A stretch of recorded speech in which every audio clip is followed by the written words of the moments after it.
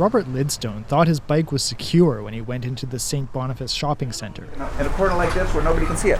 But he didn't notice this. Someone had already cut through the rack. Turns out this bike stand is not very secure because it's been cut open, and I didn't even see that. I was in a rush, and so I'm lucky that I locked it to this side because somebody could have just lifted it right out of there. Check what you're locking. Charles Fever is the bike theft prevention coordinator for Bike Winnipeg. He says cutting through the rack can be easier than cutting through a U-lock. You got to look at the structure that you're going to lock it to, right, and make sure it's sound. Charles Fever told us he's seen bike racks downtown that have been unbolted at the base, like this one. A city spokesperson told us newer bike racks are installed with tamper-proof bolts and bases that are embedded in the ground, but there are no rules for how businesses should install bike racks on their properties.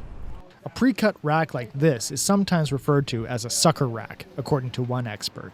It's one of many creative ways thieves will try to get your bike. I've seen at the University of British Columbia where they took the whole bicycle rack with 5 bicycles, just loaded it onto the truck.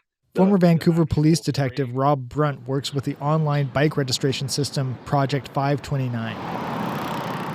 He advocates for cities and businesses to use bike valet systems where cyclists can drop off their bikes and park it in a secure location.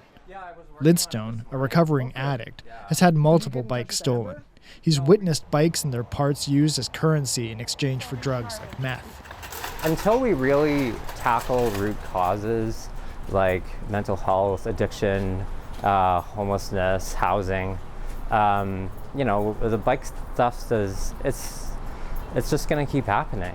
Until then, Fever advises everyone to invest in a quality U-lock. At $100, his cost more than the bike he rides. Cameron McLean, CBC News, Winnipeg.